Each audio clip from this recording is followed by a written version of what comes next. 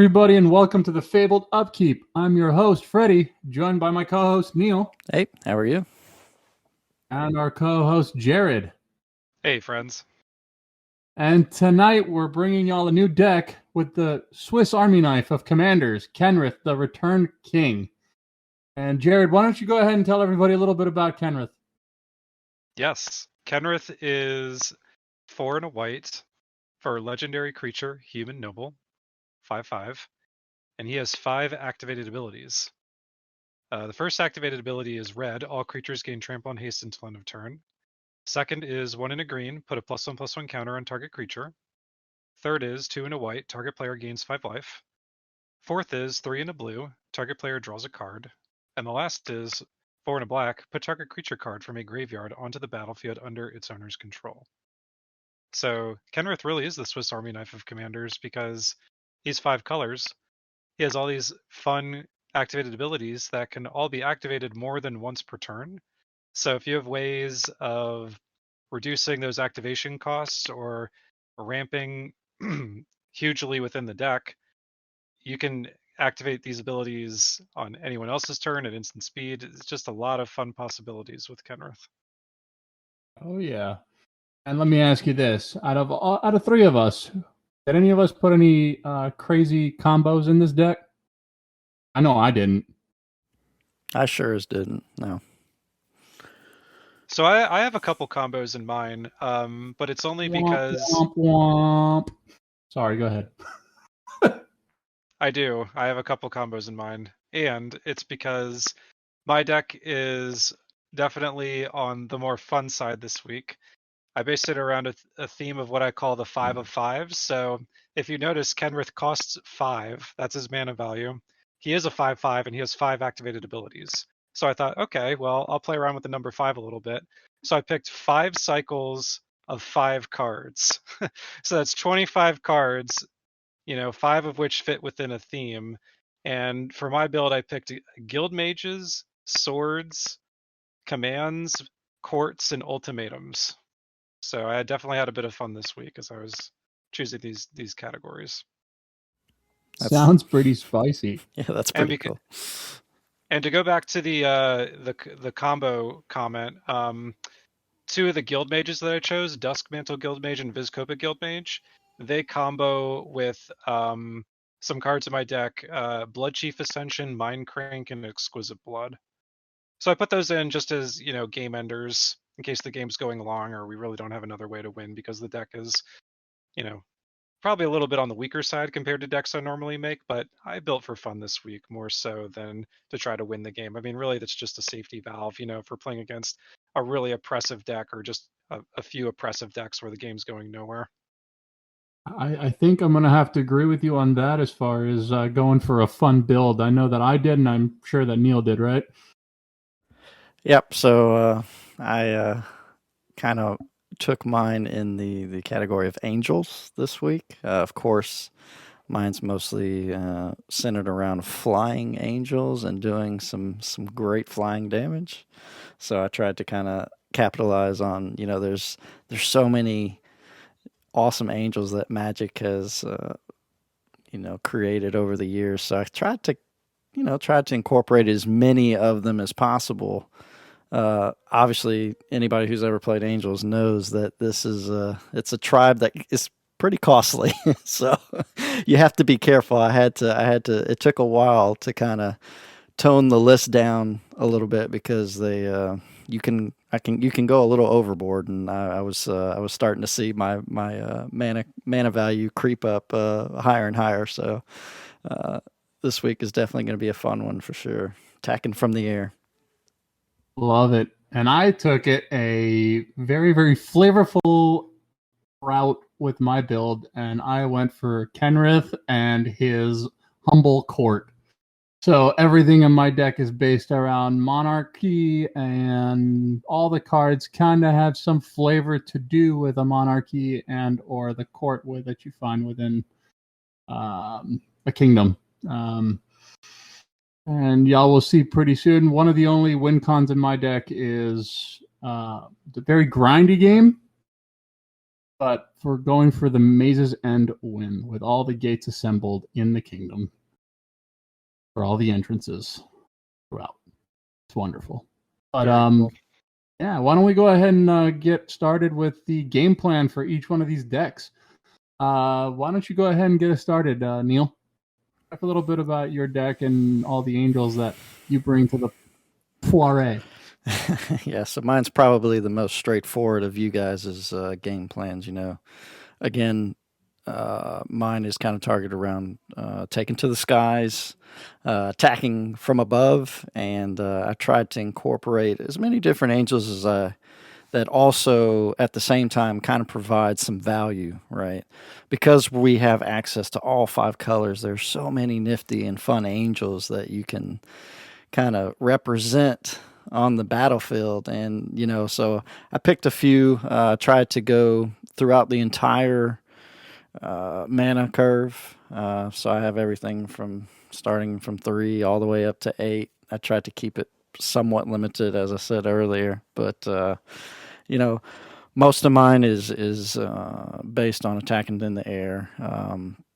Other than that, I didn't really choose any other type of backup win condition. Usually I try to have something in the background, but this one I really went and focused in on let's try to get angels out and obviously do what I enjoy, which is combat. So that was kind of my game plan for this week's deck. But I think tell me you do have the 5 color all-star Maelstrom Archangel in the deck, Oh, right? absolutely. So that is one that you don't see often, right? But man, is it fun when you actually get to do combat damage. And for those who don't know, Maelstrom Archangel, like Freddie was talking about, Wooburg, white, blue, black, red, and green. And basically, it's a 5/5 flying angel, and whenever it deals combat damage to a player, you can cast a spell from your hand without paying its mana cost, right? Now, that's magical Christmas land, right? It seems like every time somebody plays a Maelstrom Archangel, it either gets pat to exile or something, gets removed, so you never get to go off on it. But it's fun when it does, though, because you get to kind of cast stuff for free. So that's a really fun angel for sure, and it definitely found its home in here for sure, because that one's always fun to cheat that mana cost, right? It's one of the more powerful things you can do in Magic is cheat mana cost. So yeah, that one was really cool for sure. And then absolutely. But I think really we should kind of talk. I think your 2 decks this week especially are definitely the more interesting and fun. I really want to hear more about your guys's. Sure. Why don't I go ahead and get started with mine then? When we talked about doing Kenrith, it was I kind of felt like I was taken back trying to figure out which way I really wanted to take the deck. Did I want to go slivers? Did I want to do some crazy, janky, busted, crazy combo with all his abilities? Then I decided to kind of take it back and go back to what made EDH very important and special in my heart, which was building decks around full flavor. And that's what I did with mine. I mean, I went for the Kenrith, obviously, with things like the courts. So the courts that you're going to find, I have all the courts. So Court of Ambition, Bounty, Cunning, Grace, and Ire. And all those are the courts that you find within the lands of Castle Lochthwain, Castle Garenbrig, and so on and so forth. So for whenever Kenrith decides to go visit different points in his kingdom, he gets to go to his courts. And once he goes to his court, the monarchy takes over and gives him some advantages.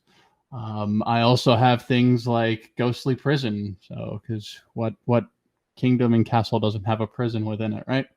Along with propaganda and all the gossip that goes on with preventing people from doing things that may harm the king.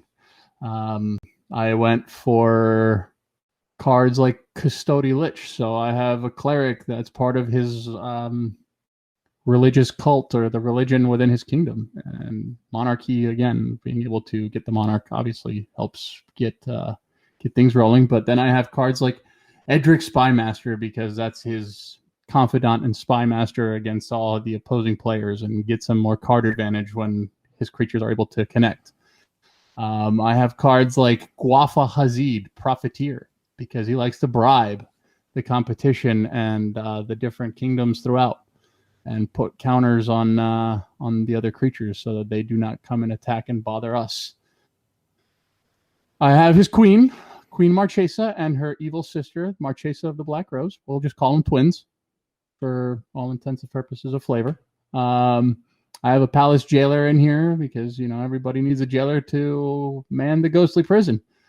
I have Zancha, Sleeper Agent, in here as another spy to go and wreak havoc on the other players' boards. But that's really what I went for with my deck, was to do things like this and make sure that I kept the Monarch and got that card advantage. And the win con for my deck, I went for Maze's End as the big win con, or we could go for a win con with attrition with a card like Liesa, Shroud of Dusk, or Kambal, Console of Allocation. So trying to drain them out and make sure that they can't attack into you with Ghostly Prison and or Propaganda. Well, Kingdom needs to get really taxes, right? It does need to get taxes. You're absolutely right. I feel like I And, was of course, watching a Game of Thrones episode as you were explaining it. I like your Vorthos take on this deck for sure. That's really cool. Oh yeah, I mean, then you have things like Ruinous Ultimatum to destroy everybody else's board, to make sure that your kingdom can get through with all its army to smash some face and win the game. But I also did want to make sure that I added some cards where some of the Council's Dilemma has to come out, so we got a little bit of that politicking going on at the table. So we have Plea of Power, cards like that. Joining Forces, too, another fun one. Mine's Aglow for some card draw, and things like that. But enough about my deck. It was a blast building it, and we'll talk a little bit more about more specific cards here in a moment. But let's let Jared break down his, what is it? 5 times 5? 5 for 5? What is it? The 5 of 5s, the 5 times 5 of 5, 5. whatever you want to call it. It's almost like a combo meal. All right, Exactly. love it. I so enjoyed hearing the tales of Freddie's Kenrith the King, though. I feel like each time he plays the deck, it's a different story that comes out of his book of tales. So it's pretty fun. Definitely to be played in low. Do not take my deck into anything but low, guys, because if you do build this deck, it's very flavorful. I think I'd give it a Neal seal of approval for sure. Neal, it's a Neal deck for sure. All right. Yeah. Sorry. So my main game plan, the 5 of 5s, as I'm coining it, it really does not have a defined game plan outside of those combos that I mentioned earlier. So the combos again concern the guild mages, so Duskmantle Guildmage or Vizkopa Guildmage, along with Bloodchief Ascension, Mindcrank, and Exquisite Blood. So Duskmantle Guildmage, along with Mindcrank, if you activate both the abilities and have Mindcrank out, it pretty much kills someone on the spot. So that's the combo with that. And Exquisite Blood combos with Vizkopa Guildmage because whenever you gain life this turn, each opponent loses that much from Vizkopa, or whenever an opponent loses that much, you gain that much. So that's an infinite drain between those two cards. The rest are just fun cards that I enjoyed the cycle of, because remember, when I picked a card, I had to pick 5 from the cycle. So the other guild mages just kind of came along from the right. I picked them all from the same set, so they're the Gatecrash enemy guild mages. And then I decided to go with swords because, Kenrith needed some protection. He's the king. You got to protect the king. So I liked the enemy colored swords. So I went, for the Sword of Body and Mind, Feast and Famine, Fire and Ice, Light and Shadow, War and Peace. And then, of course, Kenrith has the courts. I really enjoy the court cards, especially in this deck. I think they're really cool. I like the Monarch as a mechanic. It's flavorful. and so I included those. I like the commands because Kenrith's a king. He has to give commands to people. So all the Lorwyn commands are in the deck. They all are, the modal commands where you can choose 2 options. So at any point in the game, they're all pretty decent. They are a little pricey and mana intensive, but they are all definitely useful in the right situation. And then at the top of the curve, Kenrith, as Freddie mentioned, can issue the ultimatums. I also have Ruinous Ultimatum in my deck. Amazing card if you're able to cast it. Just devastating. It's way worse than Cyclonic Rift because at least with Cyclonic you get the cards back to your hand, you can replay them. Ruinous, they're just destroyed, just gone. So it feels even worse to have that one resolve. Feels great if you're the one casting it, though. Oh yeah, though. Oh yeah, that's true. The other ultimatum that I really like is Eerie Ultimatum. So that's the one where you return basically your entire graveyard, except for the extra copies of basic lands that you have, back to the battlefield. So I love that one too, even if it's not, the most optimized in this deck because I'm not playing a lot of creatures. So, in my graveyard, I would have to be like, actively drawing and discarding, or maybe even milling myself with things like Duskmantle Guildmage. Interesting. I wonder why. Yeah. And then the other ultimatums kind of came along for the ride. Emergent is fine. I have monocolored cards in the deck, so it could be kind of cool if I get that to go off and I can get a couple spells with that. And then Genesis is pretty nice. Inspired is definitely the weakest, but it's fun. That's why I included it. On the ultimatums, I wanted to point out something that I see between all 3 of our decks. Each one of us ran Eerie Ultimatum. I don't think that, Neal, you ran the Ruinous, but everybody ran Eerie Ultimatum because it is bonkers. Yeah, I really, anytime I've ever cast Eerie Ultimatum, it has been just unbelievable. I mean, it is such a powerful card, and really, for the price, it's pretty cheap, really, for what you get, especially because, by the time you're ready to cast that particular spell, it's probably late in the game, and you're going to get some value out of that. I can promise you're going to get every, pip back, as far as creatures, that you paid into that Eerie Ultimatum. So, I mean, I really like that card a lot, for sure. It's backbreaking.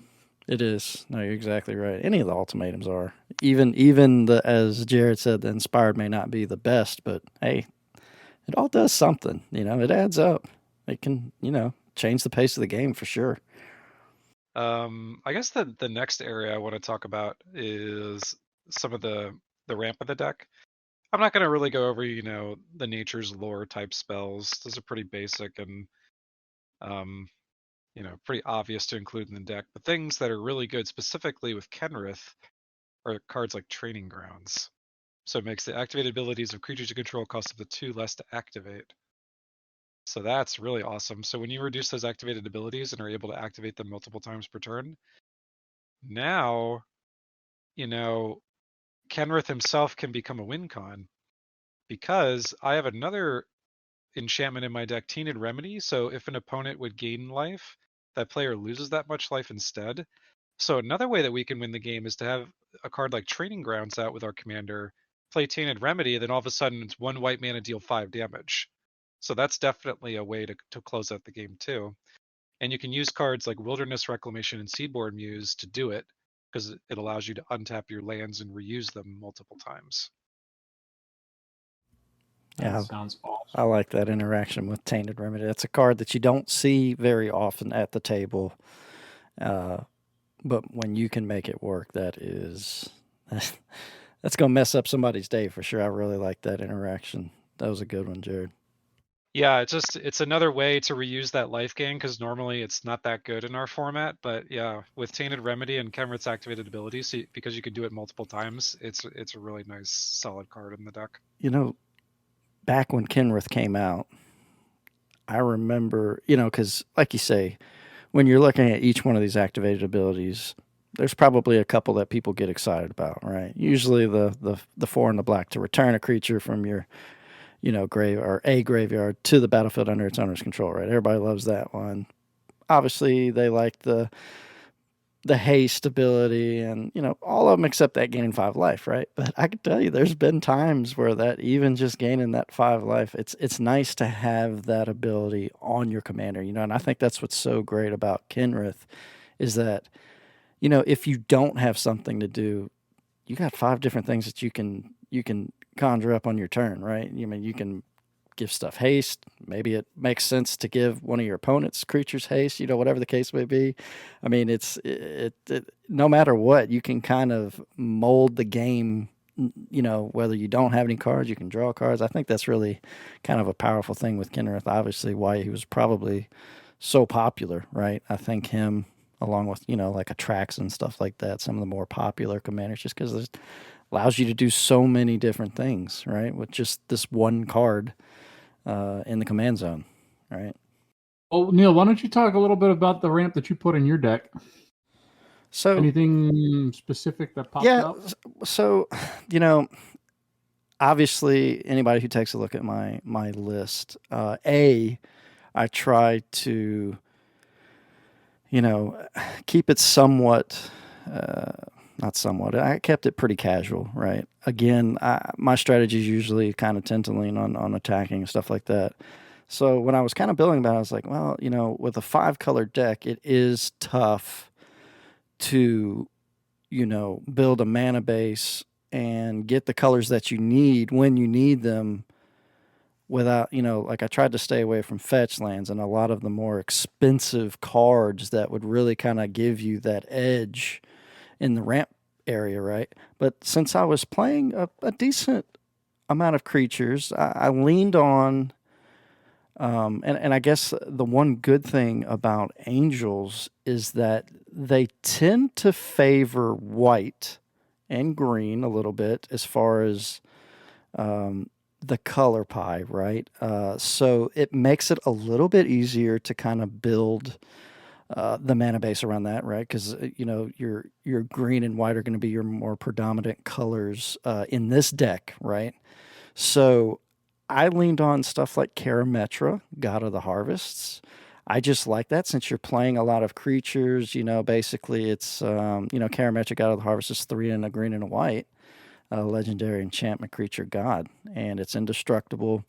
And basically, it allows anytime you cast a creature spell, which, in my deck, I'm definitely going to be trying to cast a lot of creatures because that's the game plan that I want to go with.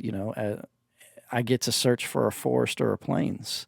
And I did play a little bit more basics in mine, not a ton, but I did try to pick lands that have that forest or plains subtype in there as well. That way, no matter what, if I'm playing a creature and Karametra's out, I'm able to ramp. So I kind of get that double effect, right? And then obviously, you're running, the Farseeks and stuff like that. And then another thing that you want to be cognizant of, and this may not necessarily be ramp, but you definitely want to pay attention to color fixing when building a 5-color deck, right? And I think that's the more complex part of it is because, if you're not running fetches, it's a little bit more difficult to fix those colors. So I put stuff like Dryad of the Elysian Grove, right, which is almost like a chromatic lantern on a creature. Basically, he's 2 and a green, allows you to play an additional land, so he can provide you that ramp. I am running 38 lands in my version, so this kind of gives you a chance to be able to put more than one land down, right? Kind of like an exploration. But also, he, lands that you control are every basic land type, right? So if Dryad is on the board, just like you would if you were playing Chromatic Lantern, all your lands are going to be able to tap for any color, right? So that's kind of my way that I took ramp. I tried to keep most of my angels in as few as colors as I could, right? And luckily, through Magic's history, most of them are usually favor white, kind of like I talked about. So it was a little bit easier in that sense. What about you guys? What did y'all do? So for my deck, I went full flavor again. We're going to stick with the flavor here. I put in, I know it's a 5-color deck. I know that you should probably have all your lands tapped 4 colors, but I put Ancient Tomb in my deck just because it's flavorful.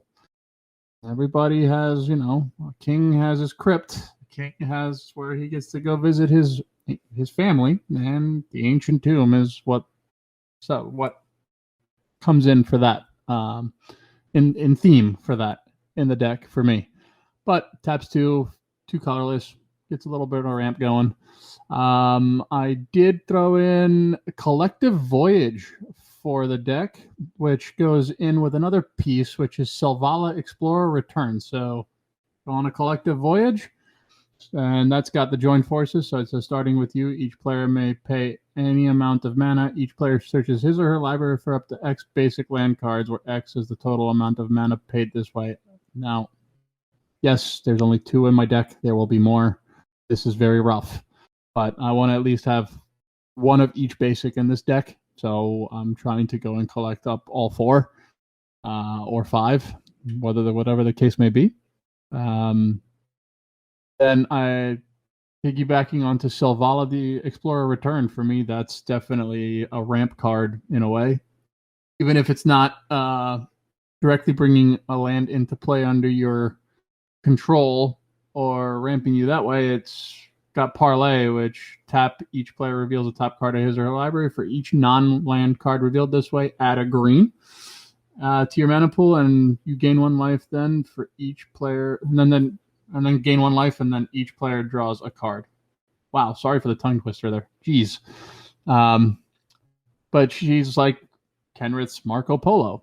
And then I have Sakura Drybuilder in here as a dignitary from a different long lost tribe out in the wilderness that's come to visit the king, and he gets you a land. But that's kind of the direction that I took it. Obviously, then I have a bunch of Signets and Soul Ring and Mana Crypt in here, but that's the way I went with mine. What about card draw? What did y'all do for card draw in y'all's deck? Neal, what did you put in there? Yeah, so obviously, again, since mine's more creature based, you run stuff like Beast Whisperer, right? 2 and 2 green. Whenever you cast a creature spell, you draw a card. I also ran stuff like I ran my boy Toski, Bearer of Secrets. I do love this squirrel. Love that card. I do. I don't know why. It's 3 and a green, can't be countered. It's indestructible, and the most important part is that whenever a creature you control deals combat damage to a player, you draw a card. And with having mostly flying angels, most tables are going to have that one player that just cannot deal with flying creatures. Well, there you go. Toski's going to be able to help make sure that you get those card draws, right? So I went down that path. And then I put stuff like Painful Truths. I really like this card in a 5-color deck. It's 2 and a black sorcery, and it has Converge. So basically you draw X cards, lose X life, where X is the number of colors of mana you spent, right? So usually you're going to get at least 3. And then, stuff like Return of the Wild Speaker. Angels are usually pretty big, and another kind of avenue I definitely, especially when Kenrith's out, I'm definitely going to be, putting +1/+1 counters with when Kenrith's out on these angels, just buffing them up, and casting a Return to Wild Speaker, since it's instant speed, right? 4 and a green. You choose one, right? Draw cards equal to the greatest power among non-human creatures. Angels aren't humans, and then usually you're going to probably draw 5 to 7, if not more, on a good Return of the Wild Speaker.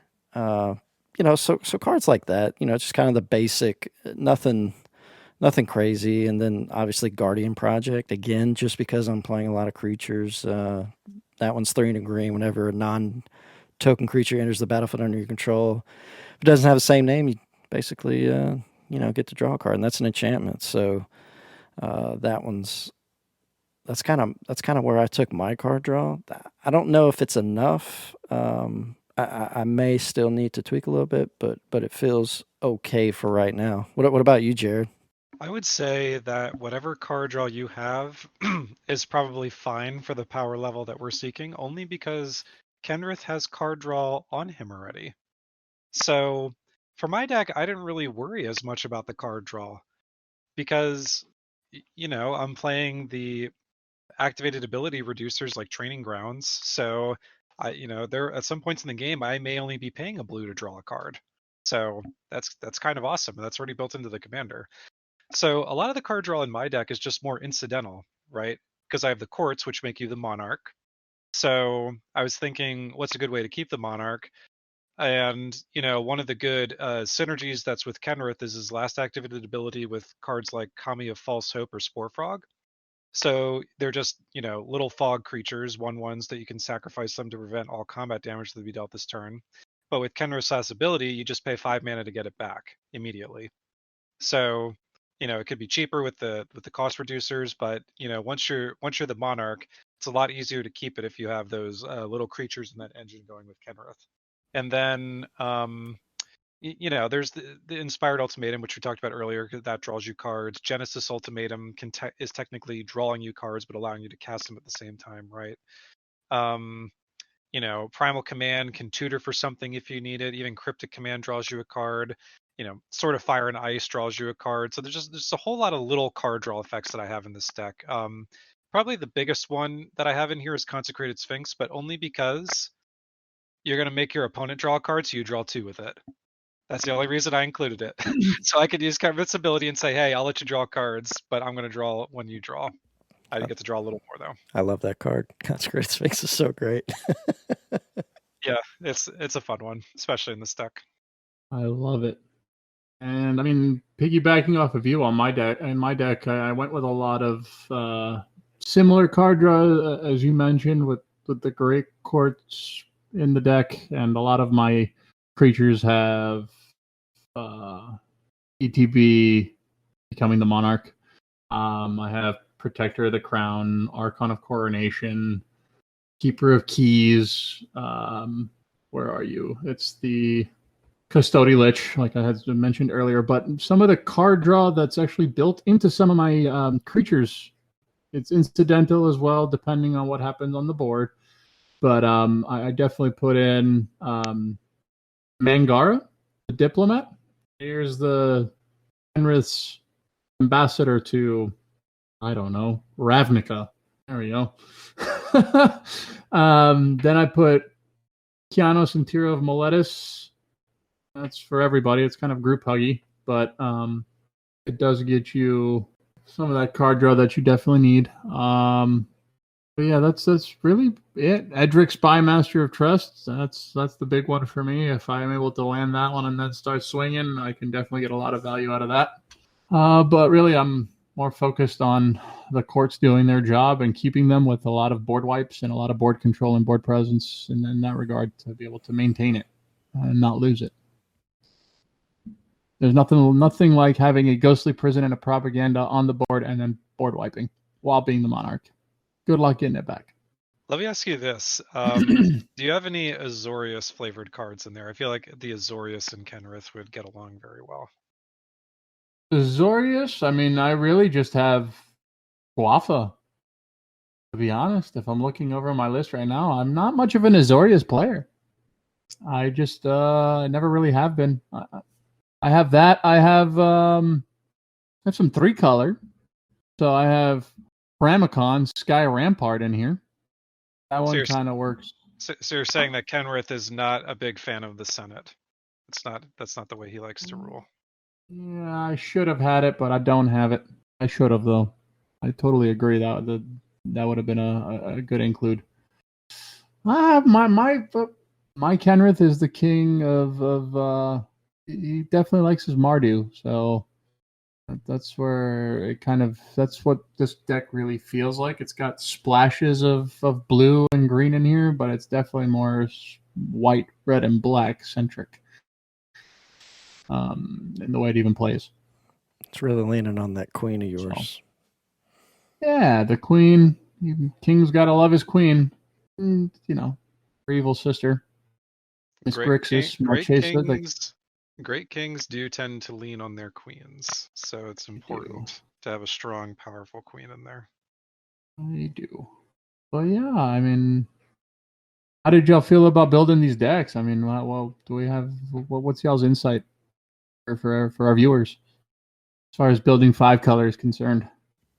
I mean, for me, and I kind of went over it. 5-color is probably one of the more challenging combinations to build, right? Because you just have so many different levers that you kind of have to pull and push and be cognizant of as you're building, right? You really have to, and at least for me, because if you've listened to me in the past episodes, I like to do those fun and splashy things, right? Well, if you give me a 5-color commander, there's kind of just opens up the floodgates to all of the wonderful spells that you can cast, right? So I really have to tone myself and to, hey, back off, don't go too crazy, right? So you got to be careful. You really got to be paying attention to your mana value, I guess, is not converted mana cost anymore. It's mana value of what Magic has gone to now. So you really You know have to how pay hard that's attention going there. to be I know. to like remember that I now. know. I have I'm to. just going to put that out there. It's going to drive me nuts. It is. Yeah. I've been focusing on saying mana value to myself now all Yeah. the time too. It's tough. I refuse. I want to say CMC, and I'm going to stick with CMC. I just know CMC. MV. CMC makes sense to me. It's MV. It's amazing to me how much rules text they changed just for Strixhaven. It's amazing how much they put in for the text changes in this set. Yeah, it's Simply pretty nuts. simplifying it for the next generation. Yeah, they got rid of your library in the term shuffle, so now it's just shuffle. That's what it says.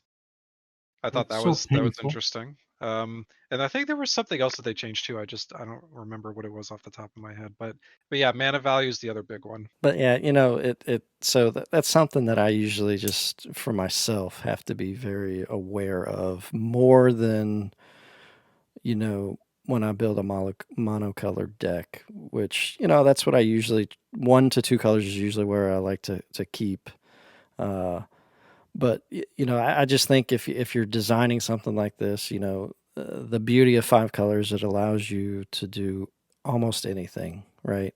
All three of us had a completely different take on this deck or this commander, and that's kind of the beauty of EDH, right? This is what EDH was designed for all along. Is somebody wants to go the Vorthos route, or somebody wants to attack with creatures, or somebody wants to do something else. That's what the heart of EDH was always meant to be. And that's when you're building a 5-color, that's what you should think about, right? Like how do you want to express yourself, or how do you want to tell that story, right? But just be aware that the floodgates are open. There's a lot of good cards in those 5 colors, so that's kind of usually what I think about for sure. What you just said there, man, just it strikes home for me. Just when I was building this deck, it just brought me back to building decks like Admiral Beckett Brass, where I was 100% about flavor. So running Ghost Ship and cards like Piracy, which it was just because it was pirates, and I wanted to make it as flavorful as I possibly could while trying to get some value out of it. But yeah, that's what made Commander so special to me in the past 6 years that I've been playing this wonderful format. And yeah, I couldn't agree more. 5-color definitely gives you a lot of more leniency on how you can express yourself in your deck building capabilities. It can also be the most confusing though. And let me tell you, the mana base, I think, is the hardest thing to get right. Yeah, and I agree. definitely didn't get mine right. No, I didn't either. Again, like we kind of talked about, it's the easy route is probably fetches, and I know Jared does not like tap lands, right? I got a lot of tap lands in mind, but it's. I am going for the Mazes End win, boys. True. So Yeah, I am all about them. Yeah. Tap lands. Yeah. Freddie's playing on a totally different That's level true. with his deck. So yeah, I mean, it's you gotta expect that playing the Mazes End game plan. For sure. What are some of your insights, Jared, in building 5 colors? Yeah, so I just had so much fun with building this deck this week, you guys. I can't even tell you how much fun it was. Just when I was building the deck, it just was so easy. You know, it just, to me, 5-color is what EDH Commander is all about. And Kenrith, you know, he's so fun, and so many ways you can take him. You know, everyone has seen 3 different ways that we've taken Kenrith through his journey on becoming the returned king. And you know, at the end of the day, you're never going to get the mana right, but you know, Wizards has been doing a good job of giving us things like Dryad of the Elysian Grove, which, you know, we talked about that and compared it to Chromatic Lantern earlier. I think Dryad is so far above Chromatic Lantern in terms of power and versatility. Yeah. It's such a strong card. Mhm. And you know, I'm not playing it because I built my mana base. I use a lot of non-basics. I have like all the shock lands in mine, all of the I guess crowd lands, if you want to call them that, where you have to have 2 or more opponents, or they come into play tapped. You know, the new commander dual lands, if you want to refer to them as that. You know, I have like 5-color lands like City of Brass in mine. So the mana base for me wasn't quite as difficult to put together, but still, you know, it's not perfect. Nothing is perfect with 5-color, you know, especially if you're not tuning it towards that CDH level. So, you know, every deck has its challenge. This deck probably was the lands for all of us, but you know, everything else about it was just, for me, it was just so easy to put this deck together. I loved it. I could definitely agree with you on that. I mean, I had a blast putting this together. I struggled at first just trying to figure out the direction I wanted to take the deck, but once I honed in on the strategy, oh man, did I have fun building it. And it was just a pure joy. So, Yeah, I think you yeah. two definitely knocked it out of the park with your definitely, Freddie. I love your Vorthosy take. You don't see that very often. And then Jared's 505. You know, trademarked, obviously. Cool name for sure. But just a fun and interesting take on Kenrith. You know, that's completely different than what you would normally see. I really enjoyed your 2 deck builds this week for sure. Those are really awesome. Well, thanks, man. It was definitely a blast. Yeah, don't And discount the Angels. You know, the Angels look really fun too. exactly. That's what I'm saying. I mean, 5-color angel, you get to play the Archangel. I mean, come on, be excited. You get to play the Wooburg, That's the true. Wooburg Angel. Yeah, that's it. But I think on that note, I think we're gonna say good night and goodbye to everybody. Thank you very much for tuning in. Please make sure to leave us a like, comment, and subscribe. And until the next time, everybody have a wonderful night. Take care. Have a good one. Thank you. Bye.